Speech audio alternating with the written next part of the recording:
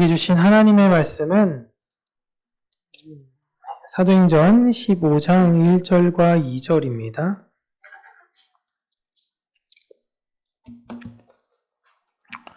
오늘 혹시 유인물은 다 받으셨나요? 네, 굳이 없으시면 안 보셔도 되는데 필요하신 분들은 유인물이 준비되어 있으니까 유인물 한 잔씩 받으시면 되고, 일단 말씀 우리 사도행전 15장 1절과 2절 함께 읽습니다. 어떤 사람들이 유대로부터 내려와서 형제들을 가르치되 너희가 모세의 법대로 할례를 받지 아니하면 능히 구원을 받지 못하리라 하니 바울 및 바나바와 그들 사이에 적지 아니한 다툼과 변론이 일어난지라. 형제들이 이 문제에 대하여 바울과 바나바와 및 그 중에 몇 사람을 예루살렘에 있는 사도와 장로들에게 보내기로 작정하니라. 아멘. 자, 오늘은 공의회의 역사라는 제목으로 다소 좀 클래식하게 설교의 말씀을 나누기보다도 교회가 어떠한 회의를 통해서 어떠한 내용들을 정리하면서 왔는가라는 그 시작에 대해서, 그리고 그 역사에 대해서 우리가 함께 나눠보도록 하고요. 본격적 그 역사에 대해서는 이제 다음 주부터는 계속적으로 이야기로 나누도록 하겠습니다. 사도 바울이 사역했을 때에 이제 유대인들이 많이 예수를 그리스도로 고백하고 영접하며 메시아로 받아들였는데, 그거에 있어서는 이제 교회 안에 딱히 큰 문제와 어려움은 없었습니다. 근데 문제가 어디서 발생됐냐면, 이방인들이 이제 들어왔는데 이 이방인들을 어떻게 우리가 함께 하나님 믿는 사람으로 가야 하는가라는 문제로 많은 생각과 논란이 있었어요. 그거에 있어서 가장 큰 것이 두 개였습니다. 하나는 율법을 어느 정도까지 지켜야 하는 것이냐라는 부분이고, 다른 하나는 할례에 관한 문제였습니다.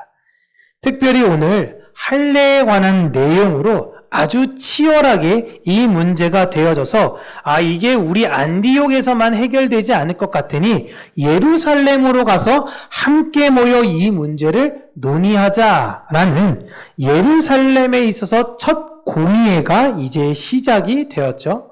자, 넘겨주시겠어요? 네, PPT. 이제 주제를 제가 유인물 보시면서 PPT가 잘 안 보이시는 분도 계실 거니까 보시면 되는데요. 이방인이 구원받기 위해서는 할례와 모세의 율법을 지켜야 하는가?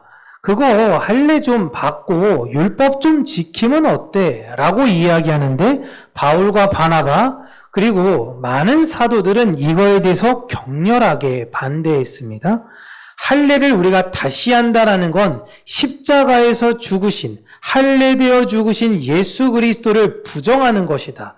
우리는 이제 율법으로 돌아가는 것이 아닌 율법 이후에 완성되신 예수 그리스도를 바라보며 가는 세대들이다 라는 걸 가지고 주장하면서 논의됐고, 결국 결론은 할례라는 것 자체가 구원의 조건이 아닌 것으로 결론이 나왔습니다. 구원이라는 건 전적으로 주 예수 그리스도의 은혜에 따르는 것이고, 네 가지만 결의가 됐어요. 이거는 저희가 다음 주에 한번 이야기를 나누도록 하겠습니다. 이 네 가지 최소한의 율법을 만든 이유는 공동체적 질서와 우상 숭배를 피하기 위해서 최소한의 이 정도는 권면해야 된다라는 의미로 제정한 것입니다. 그리고 나서 혹시 여러분에게도 있는지 모르겠지만 유대인의 얌리아 회의라는 게 이거 이후에 한 90년, AD 90년에 열리는데요. 그때 유대인들이 공식적으로 구약 성경을 39권으로 확정합니다. 여러분, 구약 성경도 굉장히 많은 외경들이 있어요. 그런데 유대인들이 이거 가지고 치열하게 논의하다가 유대인들도 결론 낸 게 구약 성경은 39권으로만 확정하자라는 것입니다. 그리고 이것을 교회가 받아들여요. 교회도 받아들여서 교회에서도 구약 성경은 39권으로만 확정해서 가르쳤습니다. 그런데 신약 성경에 있어서 이제 많은 논란이 됐던 거예요. 구약 성경의 내용은 이제 끝났어요. 근데 신약 성경에 있어서는 과연 어떻게 우리가 정리되어야 되는가라는 걸로 많이 논쟁이 됐고, 그리고 베드로 행전, 도마복음이니 여러 가지 잘 출처도 모르는 내용들이 많이 있다 보니 교회 안에서 어떤 교회는 사복음서 중에 누가복음과 사도행전만 가르치는 교회가 있고, 어떤 교회는 마태복음과 마가복음만 하는 교회도 있고, 막 이게 교회별로 뒤섞인 거예요. 그러니까 이걸 어떻게 모아야 되는가라고 한번 교회가 많이 고민을 했습니다. 그 와중에 니케아 공의회에서 예수 그리스도의 신성 문제가 한번 터져요. 예수님이 신이긴 신인데 하나님에 의해서 창조된 신이냐, 아니면 창세 전부터 본질적으로 하나님과 함께 계셨던 예수님은 하나님이시냐라는 논쟁을 가지고 교회가 크게 붙습니다. 크게 붙어가지고 이 논쟁 끝의 결론은 뭐냐면 예수님은 하나님과 동일하신 분이시다라는 걸 결론 지어요. 그래서 예수님은 첫 번째 피조물이니 또 다른 신이니, 이런 논쟁은 이단으로 규정을 합니다. 그런데 이게 이미 325년에 교회가 수백 년 동안 토론하고 했던 그런 내용이 정리가 됐음에도 불구하고 여전히 여호와의 증인은 이것을 들고 와서 가르치고 이것이 옳다라고 이야기를 하고 있죠. 혹시나 여러분들께서 길 가다가 보시면 그 지하철역이나 이렇게 가판대 이렇게 세워놓고 가만히 서 계시는 두 분을 혹시 보신 적이 있으실 겁니다. 보신 적 있으신가요? 그분들이 여호와의 증인 분들이에요. 네, 이분들은 가장 결정적인 게 이 문제에 대해서 이야기하는데, 오늘은 그 내용을 다룰 것은 아니니까. 예수님은 여러분 하나님이십니다. 근데 그러니까 본질적으로 동일한 하나님이세요. 네. 그리고 이런 논쟁이 또 지나고 나니까 또 이제 어떤 논쟁이 됐냐면, 그러면 성령님은 도대체 누구냐라는 내용으로 많은 게 있습니다. 그러다 보니 성령님은 하나님이 부리시는 영이다, 하나님의 또 다른 형태다, 이런 내용으로 성령에 관련돼서 또 교회가 계속 시끄럽게 논쟁이 많이 되었습니다. 이것을 콘스탄티노플, 지금 이스탄불이죠, 이쪽에서 모여서 회의를 내서 성령님 또한 하나님과 동일하신 분이시다라고 이야기하고 삼위일체에 대한 교리가 정립이 됩니다. 성경에는 삼위일체 이런 단어가 나와 있지 않아요. 하나님 이 세 하나님이 한 분의 하나님이시다라는 걸 381년에 정립을 하시죠. 그리고 여러분 보시면 알겠지만 카르타고 공의회라고 397년에 비로소 이때 신약 성경을 27권으로 확정합니다. 그러니까 여러분 성경을 정확하게 확정하는데 거의 400년이 걸렸어요. 400년 동안 교회가 계속 토론하고 이야기하고, 이건 집어넣어야 되냐, 왜 사도행전은 넣는데 베드로행전은 빼는 거냐, 막 이런 내용들도 이야기하고, 다른 묵시록도 있는데 왜 이건 안 넣느냐 했을 때 성경에 통일된 내용이 뭐냐라는 겁니다. 여러분, 성경이 통일된 내용이 뭐죠? 성경이 통일된 내용은 창세기에는 무엇을 이야기하셨냐? 오실 메시아를 이야기하십니다. 그리고 복음서가 뭘 이야기하냐? 오신 메시아를 이야기해요. 그리고 나서 무슨 말씀하냐? 또 다시 오실 메시아를 이야기하고 있는 겁니다. 이 안에서 일치성을 가지고 있느냐라는 기준으로 봤던 거예요. 오직 성경의 주인공이 예수 그리스도이시고 그 예수 그리스도께서 전하시는 하나님의 나라, 그거에 대해서, 이것에 대해서 충분히 우리가 검증했고 이거에 대해서 출처가 확실하냐라는 내용으로만 추려서 성경 66권을 정경으로 완성합니다. 이제 이후로는 교회는 이 66권에 관련된 내용만 가르쳐야 되는 거예요. 그리고 나서 교회가 점점점 통일, 하나 되는 거에 대해서 가다 보니까 이제 여러 가지 문제가 그 뒤로도 이제 있기는 한데, 이제 에베소 공의에서 어떤 문제가 나왔냐면 그리스도의 인격에 관련된 이야기를 합니다. 예수님 안에는, 예수님은 인간이냐? 예수님은 신이냐? 이 이야기가 주고받은 거예요. 여러분, 니케아 공의회 때는 예수님이 신이에요. 신인데 하나님과 같냐 같지 않느냐 이 문제를 이야기했다면 예수님은 인간이냐 혹은 신이냐 아니면 어떤 거냐, 예수님은 어떤 인격이 있느냐라고 이야기할 때 예수님은 두 가지 인격이 다 가지고 계신다라는 걸 결정을 지었고요. 이때 사실 좀 슬펐던 것 중에 하나가 뭐냐면 마리아에 대한 부각입니다. 마리아는 예수님을 낳은 존재잖아요. 여러분, 이게 진짜 치열했습니다. 그 조금 우리 어린 친구들도 있어서 좀 약간 예민한 질문일 수 있는데, 마리아는 생리를 했느냐 하지 않았느냐 이 문제 갖고도 막 토론을 했어요. 왜냐하면 정결한 존재여야 되기 때문에 마리아는 하지 않았을 것이다. 하지 않는 상태에서 성령으로 잉태했을 것이다. 막 이런 치열한 논쟁이 있었습니다. 이게 왜 가냐면 예수님이 인간의 피를 받았냐 아니면 성령만 받았냐 이런 논제가 다 여기서 나온 거거든요.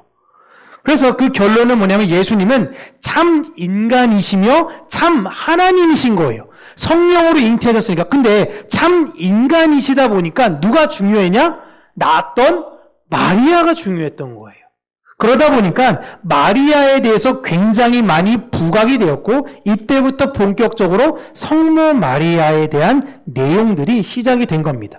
여러분, 그러나 카톨릭은 성모 마리아를 단 한 번도 숭배하지는 않았어요. 근데 여러분 성당 가보신 분 계시죠? 그러면 들어가서 그 주변에 돌아다니다 보면 이게 형상이 있죠. 누구 형상이 있죠? 마리아 형상이 있습니다. 거기 보면 앞에 초도 놓기도 하고 기도하는 곳 있기도 하고 쓰다듬기도 해요. 근데 그건 형상일 뿐 숭배하는 것은 아니다라는 게 카톨릭의 공식적 입장입니다. 어쨌든 이런 게 되어졌고요. 그 다음에 이제 칼케톤 공의회, 이제 이 이후로 이제 모든 정통 신학의 토대가 여기서부터 이루어졌습니다. 그리고 아까 말씀드렸다시피 이제 마리아의 형상이나 이런 것이 있다 보니까 이제 니케아 공의회 때 무엇이 문제가 됐냐면요, 이 성상에 대해서 우리가 어떻게 해야 되느냐라는 걸 가지고 이제 논쟁이 됐었어요. 이때 서방 로만 카톨릭과 그리고 그리스 정교회라고 이야기하는 동방 카톨릭이 있는데 이 둘이 크게 붙습니다. 서방의 로만 카톨릭은 성상에 대해서 세우지 않는 게 맞다. 여러분, 지금 우리가 교황이 있었던 카톨릭이 로만 카톨릭이에요. 성상을 숭배하고 그거 하는 것이 옳지 않은 것 같다라는 걸 주장했고, 동방에 있는 그리스 정교회, 여기에서는 그냥 허용해 주자라고 이야기를 합니다. 이 내용을 인해서 이 둘이 완전히 찢어져요. 둘이 완전히 찢어지고, 이제 동방 그리스 정교회는 여러분들은 잘 모르시겠지만 그리스 그쪽의 카톨릭에 보면요, 지금 로만 카톨릭보다 훨씬 더 형식이나 이런 거에 있어서 많이 중점을 두고 있습니다. 그리고 나서 이제 본격적으로 트렌트 공의회라는 것이 열렸는데, 이게 무엇이냐면 종교 개혁에 대한 카톨릭의 공식적인 입장을 이제 개신교회가 정리를 했어요. 개신교회가 이 트렌트 공의회를 기대로 하이델베르그 요리문답, 여러분 혹시 기억나시나요? 우리 오후 예배 때 했던 그게 있는데 이게 이때 만들어진 건데요. 하이델베르그 요리문답을 왜 만들었냐면 카톨릭에서 가르치고 있는 것 자체가 너무 위험한 거예요. 너무 위험하다 보니까 그것 자체가 너무 잘못됐습니다. 성경에 있어서 성경에서 가르친 것들은 진짜 이거예요 라고 모든 신학자와 목회자들이 다 모여서 만든 게 바로 하이델베르그 요리문답이었던 것입니다. 이 공의회를 통해서 공식적으로 개신교와 카톨릭은 분리되었다라는 걸 선언해요. 즉 이때부터 개신교는 카톨릭을 이단으로 본 거예요. 이단. 너희들은 성경을 가르치는 것이 아니야. 그리고 성경을 굉장히 잘못되게 가르치고 있어 라는 것이죠. 그 이유가 나옵니다. 여러분 8-1이라고 나오는데 이 뒤로 8-1, 8-2는 그 로만 카톨릭의 공의회예요. 제1차 바티칸 공의회에선 이때 주제는 교황의 권위였습니다. 여러분 교황 무호설 막 이런 거 혹시 들어보셨나요? 지금 무류설이 사실 더 맞는데, 교황은 흠이 없다라는 교리가 이때에 확정됩니다. 근데 교황이 흠이 없다 이걸로 개신교가 엄청나게 반발했어요. 아니 어찌 사람인데 왜 흠이 없냐라고 이야기하면서 공격했는데, 그러니까 교황이 흠이 없다라는 건 잘못도 없고 말실수도 없고 이런 게 아니라 도덕적으로나 이 공의회나 여러 가지 선언에 있어서 교황이 하는 건 성령께서 교황을 통해서 전달하는 것이니, 교황은 성령의 전달하는 매개체로서 흠이 없는 것이다 라고 이야기를 하고 교황 중심 체제로 강화합니다. 그러니까 여러분 통일교된다. 이 가톨릭을 보시면 통일성을 계속 강조해요. 하나됨 이걸 계속 강조합니다. 그리고 제2차 바티칸 공의, 이게 가장 최근에 열렸던 건데요. 현대 사회 속에서 교회가 어떤 역할을 해야 되느냐라는 것입니다. 여러분 여기 보시면 굉장히 충격적인 게 나옵니다. 예배 때 이때부터요. 라틴어로 예배드리지 마세요가 됐어요. 1965년에 확정된 거예요. 예배드릴 때 여러분 라틴어로 예배했어요. 이게 이해됩니까? 무슨 말인지 하나도 몰라요. 네? 근데 이제 라틴어 미사가 아니라 여러분들의 언어로 이제 예배드려도 괜찮습니다 라는 걸 허용했어요. 그리고 익명의 그리스도인이라는 이야기를 했는데, 우리 안에 예수 믿는 사람이지만 이 사람이 아직은 드러나지 않은 사람들일 수도 있다라는 이야기를 해요. 지금 이 사람이 원래는 예수 믿는 사람이어야 되는데 불교에 있는 사람일 수도 있어요. 이슬람교에 있을 수도 있고요. 다른 쪽에 있을 수도 있어요. 익명으로 그리스도인들은 어느 곳에나 있을 수 있으니 우리가 어떻게 대해야 되는지 그들을 따뜻하게 대해야 하며 그들을 잘 배려해야 한다라는 게 가톨릭의 공식적 입장입니다.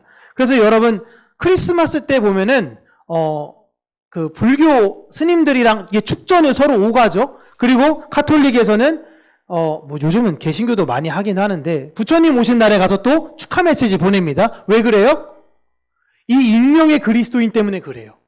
그 안에도 예수를 믿는, 예수를 영접할 사람이 있을지 모르기 때문에 그렇게 접근하자라는 것이 가톨릭적 입장입니다. 자, 여기까지가 가톨릭의 두 가지 공의였다면, 이제 개신교의 공의회적 입장은 이제 아우크스부르크 제국회의가 있는데, 이때는 루터의 신앙이 공식적 정례가 되면서요. 자, 교회에서 가장 중요한 게 형식이냐? 아니다. 고백이 중요하다라는 걸 공식적으로 확정합니다. 그래서 루터파가 이걸 다 따르게 돼요.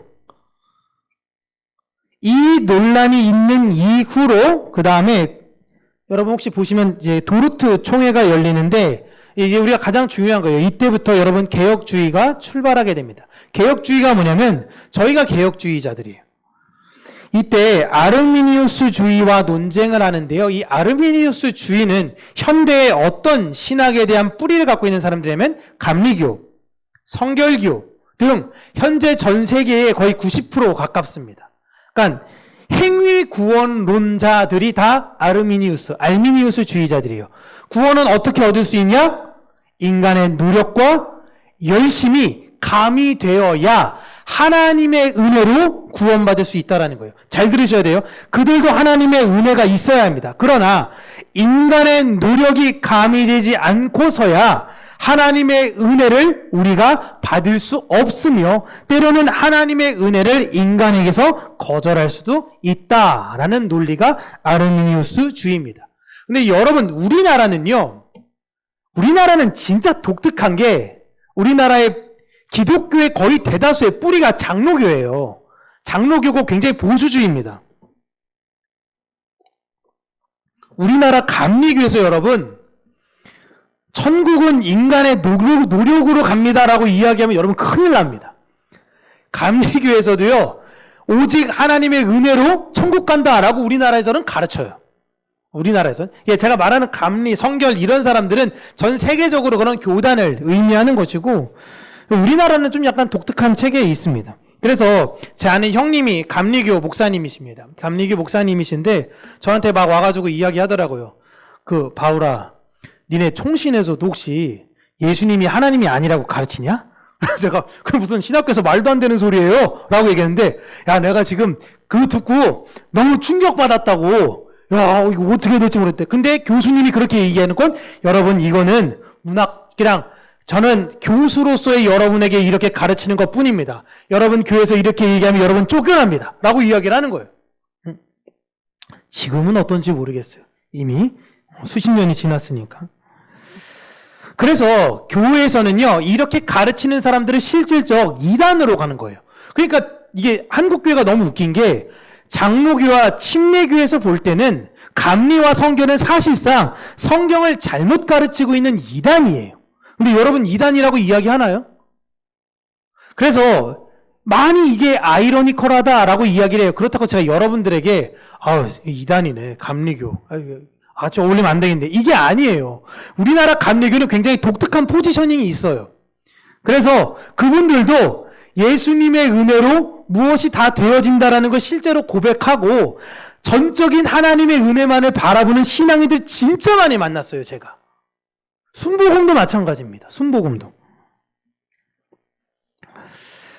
그리고 10번째, 이제 우리가 가장 많이 알고 있는 웨스트민스터 총회 때에, 이때 이제 우리가 입교, 학습, 세례할 때 하는 그 소요리 문답을 이제 여기서 가지고 오는데, 다시 한번 이 웨스트민스터, 그러니까 하이델베르그 요리 문답을 다시금 정리해서 웨스트민스터 신앙고백 대소요리 문답을 만들어요.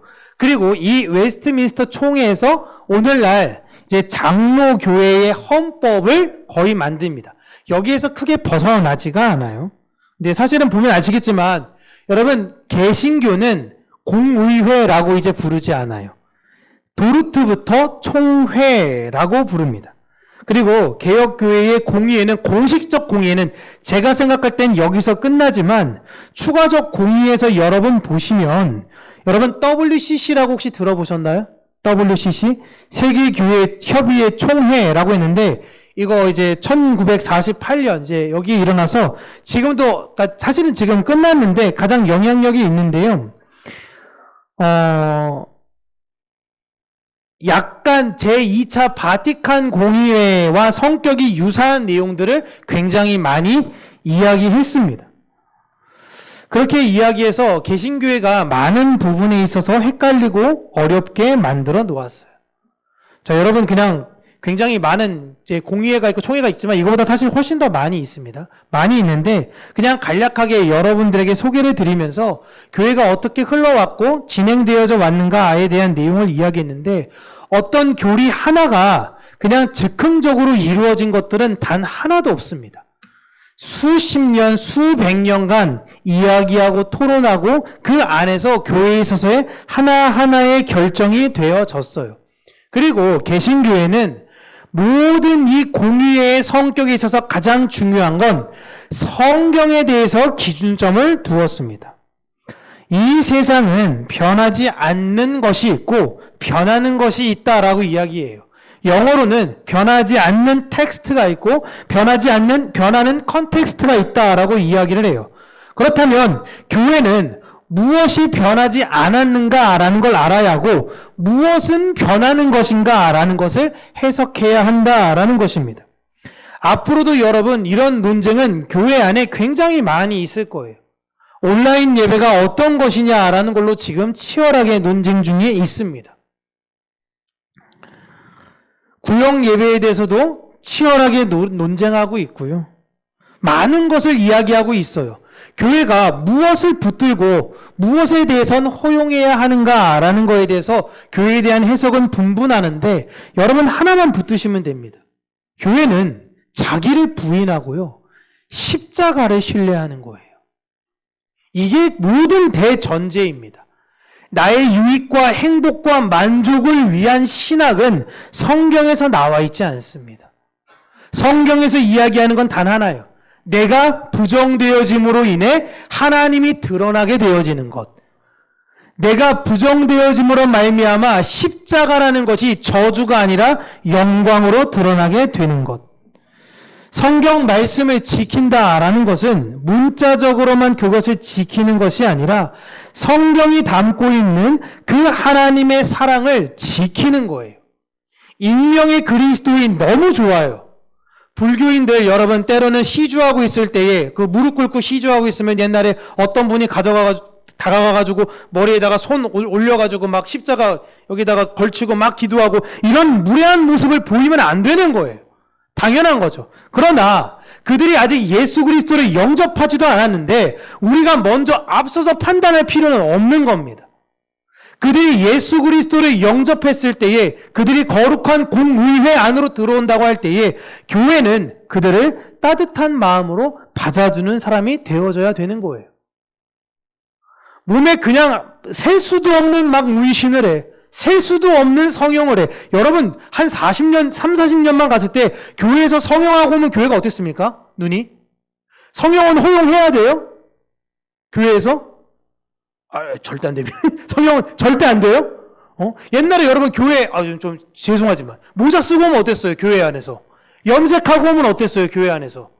짧은 치마 입고 오면 어떻습니까? 추리닝 입고 오면 어떻고? 슬리퍼 신고 오면 어떻죠?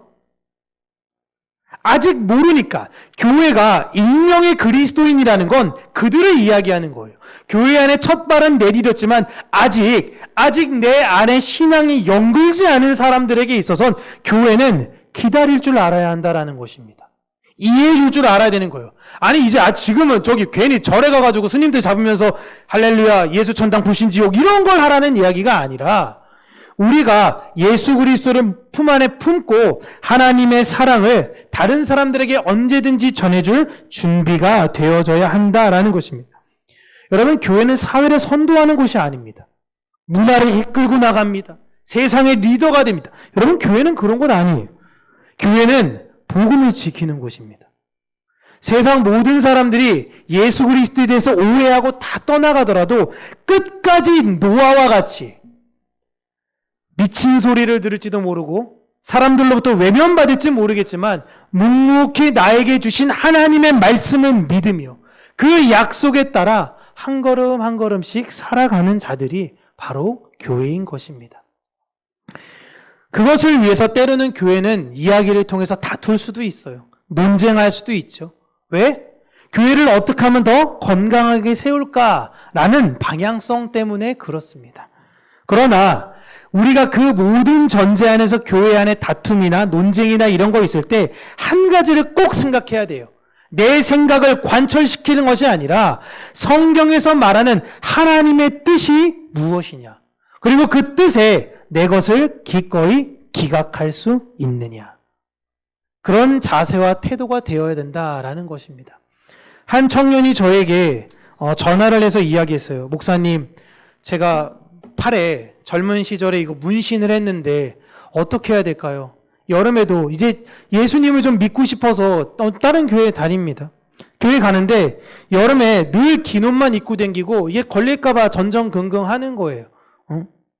그래서 저한테 그 얘기를 하는 겁니다. 이 문신 어떻게 할까요? 그래서 저는 그랬죠.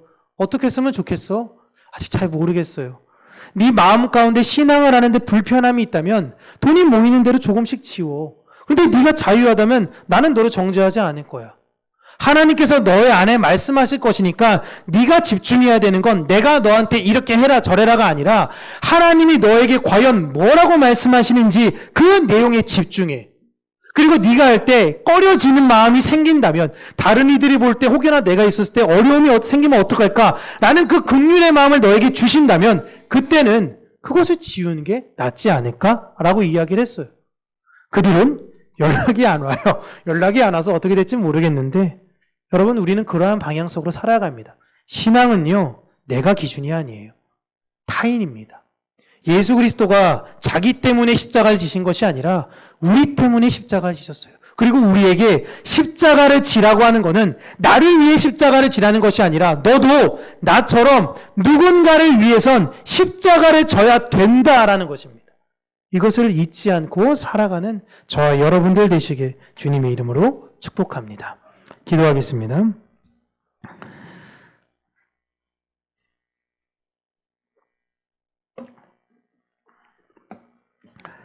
살아계신 하나님 아버지, 우리가 2000년 동안 기독교의 이 시간을 보내면서 하나하나 정리된 내용들을 우리가 다시금 마음 안에 새기고 예수님이 어떠한 분이신가, 성령님이 어떠한 분이신가, 그리고 우리가 예수 믿는 자로 성령이 그 안에 내주된 성전으로 이 세상을 어떻게 살아가야 되는 것인가, 우리가 고민하고 또 고민하는 자들이 되게 하여 주시옵소서.